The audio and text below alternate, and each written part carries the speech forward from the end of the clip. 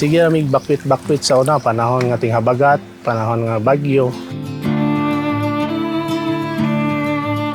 Ang mga bata, magkat-kat sila dira sa pangpang para makalabang sila dito para makaadto sa eskwelahan. Kung hunas naman, moagi dira sila sa lapok, magbaklay niya.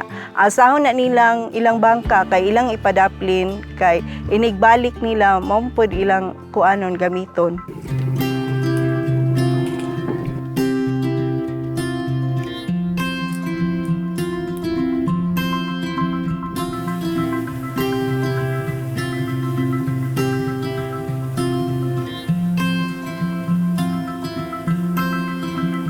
Ang barangay Patuko nilangkob siya 9 ka sityo. Nya ang mga tao dinhi naa siya'y Blaan, naay Bisaya, naay Manobo, naay Muslim, naay Indonesian. Og ang mga katawhan dinhi ang ilang panginabuhian mangisda o mangupras.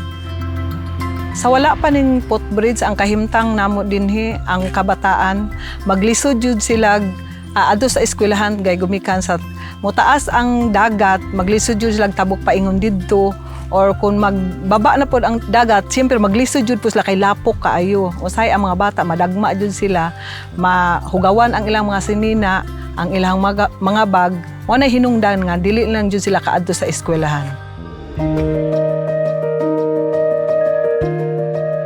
Kanang maluoy ka sa mga bata kay usahay gani malate na sila sa ilang eskwelahan, inigabot nila, mangimasa pa sila, kay mangita pa sila tubig.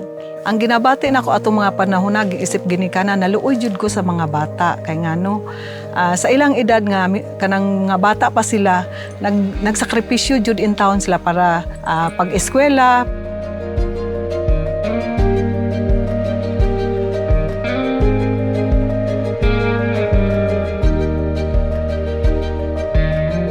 Ang Barangay Lipol ay isa ni siya sa barangay diri sa isla, sa Balot, layo sa syudad. Kunya kasagaran na muyo diri majority yun ang tribong Blaan. Ang kasagaran panginabuyan diri mo ang dagat o sa bukid, pangupras. More than 30 years na ko nakapuyo diri kay nakaminyo og taga Palangkabing, usa ka Blaan tribe. Og ang among experience diri sa Sitio Palangkabing, panahon sa South and West Monsoon, magdagko ang balod, kusog jud kayo ang balod, og mao hinungdan nga dili makatulog ang mga residente kauban nako panahon sa kagabion, not unless nga mag-low tide una pa may makatulog. Og night time nga adunay storm surge, kadaghanan sa mga tao nagbakwit sa barangay hall aron sa pag-safety sa among kinabuhi kay moabot gyud sa dingding sa kabalayan. Kung naipaitid kayo sa una nga wala pa may shoreline protection.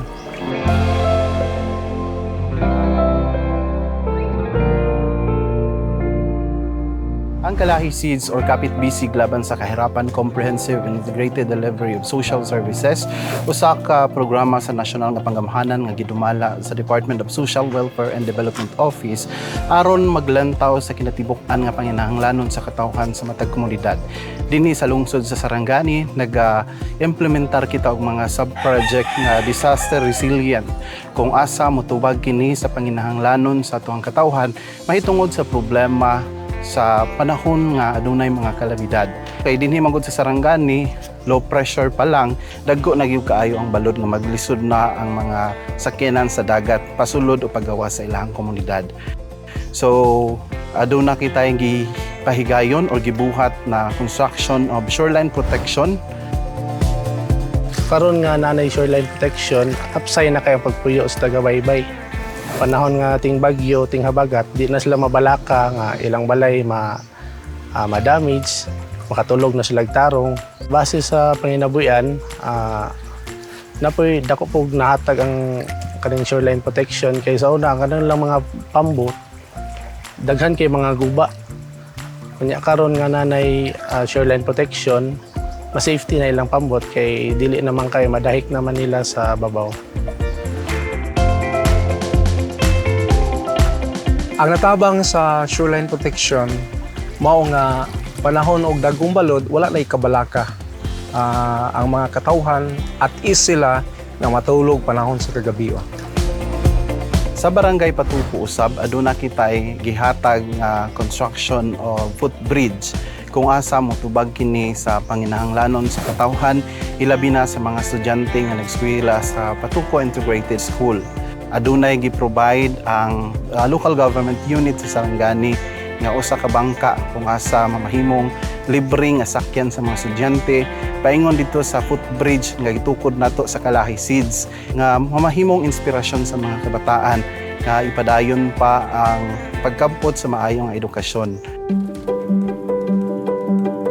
Sa pagkabalo na mo nga naay itukod nga footbridge, nalipad jud kayo mi kanang mga maestra. Pati ang mga bata ambak-ambak sa ilang kalipay nga nindot na daw ang ilang paglakaw paingon sa eskwelahan nga dili na sila magkalapok-lapok, di na jud sila mga mabasa sa dagat nga ilang tamakan.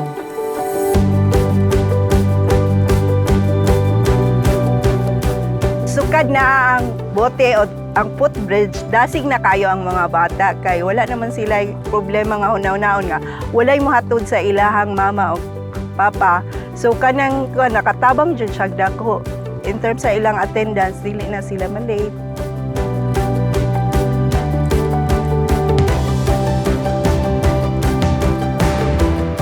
Nahimong successful ang pag-implementar sa mga disaster-related na mga sub-project sa Kalahi Seeds dinhi sa lungsod sa Sarangani tungod sa pagtinabangay sa local government unit, sa munisipyo, sa barangay, ug hilabay na gyud sa mga empowered ng mga community volunteers nga maogyoy nangandoy ug maogyoy naghatag og posible nga solusyon sa proyekto nga sa una damgo lang sa atong mga community volunteers nahimo nagyong realidad ug ilahan nang napuslan sa kasamtangan.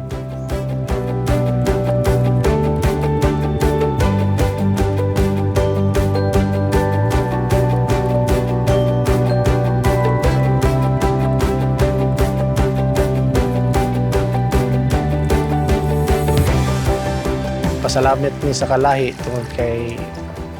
tungod nila na protektahan ang among kabaybayon.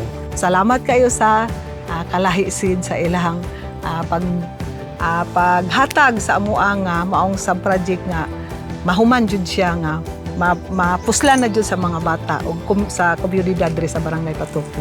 Dako kayo ang mga kalipay usab tungod kay nahimong kabahin ang Kalahi Seeds dinha sa paglambo sa komunidad.